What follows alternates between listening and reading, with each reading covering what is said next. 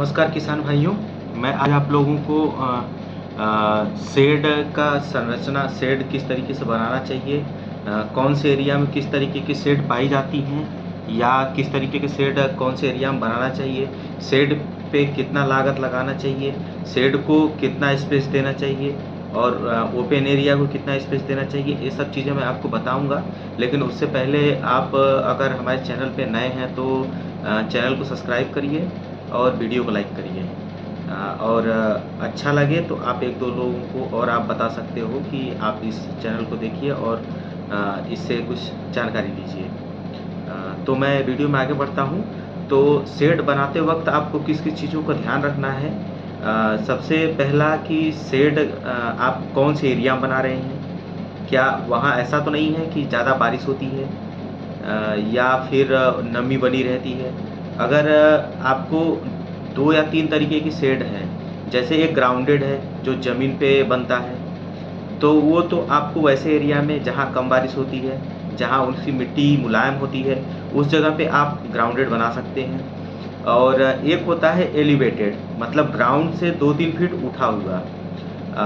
Elevated shade उस जगह पे ज़्यादा अच्छा होता है जहाँ पे बारिश ज़्यादा होती है, हमेशा बराबर नमी बनी रहती है, या फिर कीड़े मकोड़े या वैसी चीज़ें जो ज़्यादा निकलते हैं, तो वहाँ पे एलिवेटेड या जो ज़मीन से उठा हुआ शेड होता है वो ज़्यादा कारगर होता है। और एलिवेटेड में भी 2 तरीके से आजकल चल दी हैं। एक तो वुडन फर्श का होता है, लकड़ी से बने हुए फर्श, और एक होता है प्लास्टिक से बने हुए फर्श। तो आपको ज़्यादा जो फ़ायदेमंद या ज़्यादा आपको अच्छा परफॉर्मेंस देगा वो है लकड़ी का बना हुआ। आप लकड़ी के जो फर्श बने हुए हैं उसमें आप थोड़े-थोड़े गैप करके आधे-आधे सेंटीमीटर का आप लकड़ियों में गैप करके आप अगर फर्श बनाएँगे, तो जो मैग्नी या जो यूरिन है बकरियों का, वो आसानी से नीचे गिर जाएगा।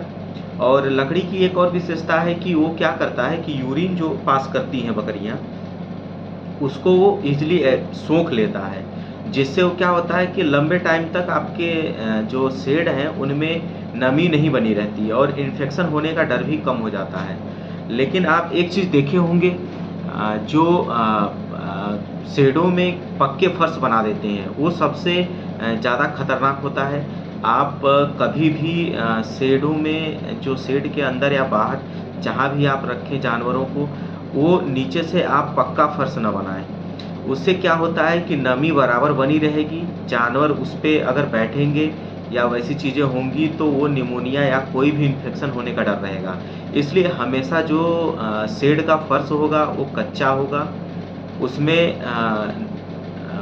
मुलायम मिट्टी होगी, ताकि आप मिट्टी जब वो गड़बड़ हो जाए या फिर वो गंदी हो जाए, बेकार हो जाए, आप उसे ऊपर से स्क्रैच करके, खुरच के आप उसे फेंक सकते हैं बाहर।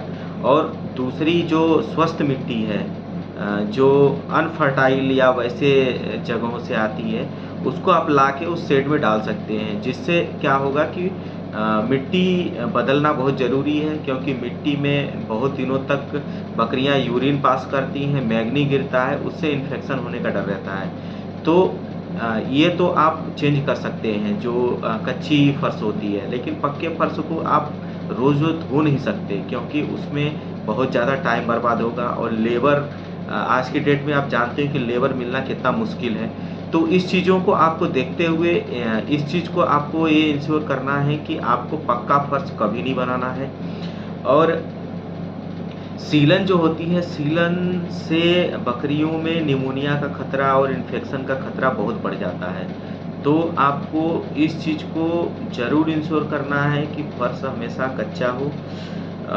और गैप जो आपका ये एलिवेटेड है उसमें अब आजकल एक ट्रेंड चल दिया है कि आपके पास अगर जगह की कमी है तो आप 2 टायर हाउसिंग, मतलब 2 फ्लोर का आप हाउस बना के आप उस चीज़ को बकरी पालन कर सकते हैं। तो इस चीज़ को मैं आपको अभी, जैसे आप वीडियो में देख रहे हैं, ये 2 टायर हाउसिंग है, जिसमें जानवर आपका इधर नीचे भी रह रहा है, इधर साइड में, और ये सीढ़ी चढ़ के ऊपर जाके और ये ऊपर पे भी रह रहा है। तो इसको 2 टायर हाउसिंग बोलते हैं, जिसमें आप एक चीज़ देखे होंगे कि आजकल स्पेस की कमी होने की वजह से आजकल टू टायर हाउसिंग या कम से कम जगह में ज़्यादा से ज़्यादा जानवर रखने का रिवाज या आप चलन आज के समय में रोज़-रोज़ नए-नए रिसर्च हो रहे हैं, जिससे कम से कम स्पेस में और ज़्यादा से ज़्यादा जानवर या वैसे चीज़ें आप रख सकें। तो और बाकी एक चीज़ और आप देखे होंगे, गोट के शेड में ज़्यादा से ज़्यादा लोग पैसे लगा देते हैं, बहुत ज़्यादा अच्छा बना देते हैं। तो आपको टेम्परेरी शेड बनाना है, क्योंकि गोट एक ऐसा एनिमल है कि वो घर के अंदर बहुत कम रहना चाहता है। आप उसे ज़बरदस्ती रखते हो तब वो रात में रहता है। और ज़्यादा से ज़्यादा बकरी को जो घर की ज़रूरत पड़ती है वो केवल बरसात में ज़रूरत पड़ती है और ठंड में भी ज़रूरत नहीं पड़ती। इनफैक्ट अगर आप उनको गर्म अगर रख सकें बाहर में भी तो वो रह जाएगी, क्योंकि उसे अल्टीमेटली ओपन एरिया ही ज़्यादा पसंद है। आप बहुत सारे देखे होंगे चरवाहे जो झुंड की झुंड लेके निकल जाते हैं एक गांव से दूसरे गांव बहुत दूर दूर तक। वो क्या करते हैं, पेड़ों की छांव में ही जानवरों को रात गुजारते हैं। बरसात हो, ठंडी हो, गर्मी हो, वो आसपास आग जला देते हैं, जिसकी वजह से उनको गर्माहट बनी रहे। तो इस तरीके से आपको शेड में ज़्यादा पैसा नहीं लगाना है। और एक चीज़ और देखना है कि जो गोट का घर है वो कम से कम 70% ओपन एरिया होना चाहिए। जैसे आप 2 साइड से दीवार लगा दिए, आगे का और पीछे के ओपन, और शेड हमेशा पूरब पश्चिम साइड से ओपन होना चाहिए। जैसे ताकि और ज़्यादा चौड़ा आप शेड नहीं बनाएँगे, शेड आपको इतना बनाना है ताकि पूरब से या पश्चिम से जब भी बारिश का बौछार आए तो शेड इतना होना चाहिए कि जानवर उसमें बच सके। और बाकी ज़्यादा चौड़ा बनाने से ये हो जाता है कि जो सुबह या शाम का धूप होता है वो शेड के अंदर नहीं जा पाता, जिसकी वजह से जो बैक्टीरिया हैं या वैसी चीज़ें हैं वो मर नहीं पाती। तो आपको इस चीज़ को भी ध्यान रखना है कि सूरज की रोशनी आसानी से शेड के अंदर प्रवेश कर सके। तो आपको जो शेड रखना है वो 20 बाई 20 का रख सकते हैं। जो ओपन एरिया है उससे 2.5 से 3 गुना आप ज़्यादा रख सकते हैं, क्योंकि बकरी हमेशा ओपन एरिया में ही ज़्यादा रहती है और रात के समय या बरसात के समय ही वो घर के अंदर जाती है। तो इसलिए आपको कम से कम पैक एरिया रखना है। और हमेशा जो जिस तरीके से पूर्व पश्चिम साइड में जो आप ओपन एरिया रखेंगे, उसका एक कारण है कि जो पहले आप एक चीज़ देखे होंगे, जो पहले के लोग ट्रेडिशनल तरीके से बकरी फार्म करते थे, वो क्यों आज तक बड़े नहीं बन पाए, वहीं के वहीं रह गए। क्योंकि वो रात में जब अपनी बकरी को बंद करते थे, सुबह उनकी बकरी मरी हुई मिलती थी। तो जो बकरी का मैग्नी है और उनके यूरिन से नाइट्रस ऑक्साइड और फास्फोरस ऑक्साइड दोनों निकलते हैं, जो भारी होने के कारण वो नीचे ही रह जाते हैं, वो ऊपर नहीं उठ पाते। तो जब आप पैक्ड एरिया रखोगे तो वो उसी में रह जाएगा। तो हमें क्या है कि 2 साइड से ओपन, या तो आप जाली लगा के या वैसे चीज़ें करके आप जब रखते हैं तो गैस उसमें आसानी से बाहर निकल सकती है। और जो फेफड़े और उसकी प्रॉब्लम होती है बकरियों में नाइट्रस ऑक्साइड और फास्फोरस ऑक्साइड से, वो कम होती है, जिसकी वजह से मृत्यु दर में कमी आती है। तो आपको इस चीज़ को भी ध्यान रखना है कि हमें ओपन और किस तरीके से दीवार और वो चीज़ें रखनी है। क्योंकि और रही बात छत की, तो छत जो है ना आपको पक्का करना है और न ही लोहे की चद्दर की करनी है। टीन शेड जो होती है उसको आपको नहीं डालना है। टीन शेड क्या होगा कि गर्मियों में ज़्यादा गर्म होगा, ठंडियों में उनसे पानी टपकेगा। ओस जब ऊपर लगेगी तो नीचे पानी टपकता है। तो जो पानी टपकता है उसकी वजह से और ठंड की वजह से निमोनिया का खतरा बकरियों में ज़्यादा होती है। तो आपको टीन की चद्दर नहीं लगानी है। दूसरा, आपको पक्का नहीं करना है। पक्का करने से एक तो पैसा आपका बहुत ज़्यादा लगेगा। दूसरा जो मेन प्रॉब्लम है कि वो गर्मियों में ज़्यादा गर्म हो जाएगा ठंडियों में ज़्यादा ठंडी हो जाएगी। तो आपको सीमेंट की चद्दर ही यूज करना है। उसके अलावा आप दूसरे चीज़ नहीं कर सकते, क्योंकि चद्दर क्या है वो अच्छा विकल्प है, न ज़्यादा महंगा है और सस्ते की कैटेगरी में आएगा और आसानी से। अब वो क्या है कि गर्मियों में वो गर्म नहीं होगा और ठंडियों में उनसे पानी नहीं टपकेगी। तो इस चीज़ से आपको निजात मिल जाएगा कि आपको किस तरीके से फार्म को और उस चीज़ को रखना है। दूसरी बात ये है कि जो पूरब और पश्चिम साइड से जो धूप आएगा वो बैक्टीरिया के इन्फेक्शन को कम करता है और अंदर धूप में एक ऐसी शक्ति होती है जो मिट्टी के अंदर के बैक्टीरिया को मार देती है। तो इस चीज़ को भी आपको देखना है। ग्राउंडेड और एलिवेटेड आपको क्षेत्र के हिसाब से चुनना है। जहाँ ज़्यादा बारिश हो रही है वहाँ आप एलिवेटेड यूज कर सकते हैं और जहाँ बारिश बहुत कम हो रही है, मिट्टी मुलायम है, कीड़े मकोड़ों का खतरा नहीं है, वहाँ ग्राउंडेड कर सकते हैं। एलिवेटेड क्या है, थोड़ा सा कॉस्टली है।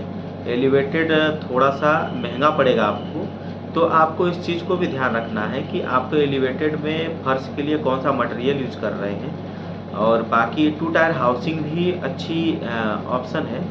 और एलिवेटेड में फ़ायदा एक ये भी है कि आपके यूरिन और जो मैग्नी है उससे इन्फेक्शन जो होते हैं उससे कम हो जाते हैं, क्योंकि वो यूरिन और मैग्नी एलिवेटेड में जो बीच बीच में दरार सी होती है फर्श में, उसकी वजह से वो नीचे गिर जाती है और वो और बाड़ा आपका साफ रहता है।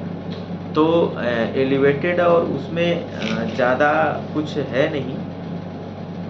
और आपको एक चीज़ और देखना है कि जो शेड है, शेड के अंदर पानी का व्यवस्था आप नहीं करेंगे।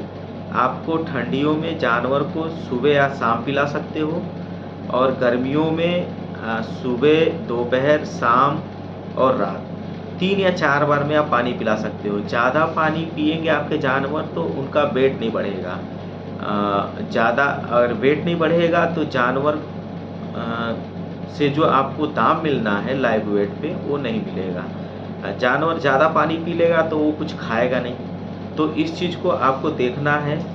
और रही बात जाली की, जो शेड में आप जाली यूज करेंगे, जाली में आजकल प्रॉब्लम ये आ रही है कि नीचे से जालियाँ मैग्नी या वैसी चीज़ों से जो यूरिन से है उससे वो गल जाती है और जानवर के पैर फंसने या फटने का, कटने का डर रहता है। तो आप जाली ना यूज करके आप जैसे आजकल स्टील के पाइपें आ रही हैं मजबूत वाली, आप थोड़ी सी कॉस्टली पड़ेगी लेकिन वो जो है वो परमानेंट हो जाएगा। जाली क्या है, जाली हल्की पड़ती है और वो जो लोहे की जो फ्रेमिंग होती है उसमें वो लगा होता है। जब जानवर लड़ते हुए या ज़ोर से उस पे धक्का मारता है तो उसमें से उखड़ जाती है। उखड़ने की वजह से फिर वो उखड़ने के बाद ऐसे गैप बन जाती है और उसमें जानवर का जब पैर चला जाता है, वो झटके से निकालता है तो पैर फटने का डर रहता है। तो इस चीज़ को आपको देखना है। और फिर आजकल जो जालियाँ आ रही हैं वो ज़्यादा मजबूत नहीं हैं, तो आपको जाली की बजाय आप स्टील की जो फ्रेम है आप करीब 1-1 इंच या 2-2 इंच के ऊंचाई पे आप इस तरीके से वेल्डिंग करके लगवा देंगे और वो आपका पक्का काम भी और टेम्पररी और एडवांस तरीके का भी लगेगा और चोट लगने का कोई चांसेस नहीं रहेगा। और जाली आप कोशिश करें कम से कम लगाएं और ज़्यादा ना लगाएं, क्योंकि जाली सही विकल्प नहीं है। आप चाहें तो उसकी जगह आप लकड़ी यूज कर सकते हैं, बांस के फट्टे यूज कर सकते हैं, क्योंकि वो अगर कमज़ोर हो जाएगा तो टूट जाएगा, आप दोबारा से उसे रिन्यू कर सकते हैं। जाली क्या है, जाली से कटने फटने का डर रहता है। तो इस चीज़ को आपको देखना है कि जानवर के पाँव न फंसे, जानवर स्वस्थ रहे। और बाकी आज वीडियो में बस इतना ही। और मैं ये कहूँगा कि शेड आप अपने मुताबिक बनवाएं, आपके जितना बजट हो। ज़्यादा शेड पे पैसा खर्च ना करें, अगर आप ज़्यादा शेड में पैसा खर्च कर देंगे तो आपको जानवर परचेज़ के लिए और उनके दाने चारे के लिए आपके पास बजट का अभाव हो जाएगा। तो कृपा कर पहले आप जानवर को देखें, उनके खाने पीने का देखें, फिर शेड का आप जुगाड़ कर सकते हैं। शेड में भी आप ज़्यादा ताम-झाम ना करें, ज़्यादा पैसे लगाने के चक्कर में रहें कि बहुत ज़्यादा हाईटेक शेड बनाने के चक्कर में रहें। जब आप बिज़नेस करने लगे, मुनाफ़ा होने लगे तो उस तरीके से आप बना सकते हैं। धन्यवाद।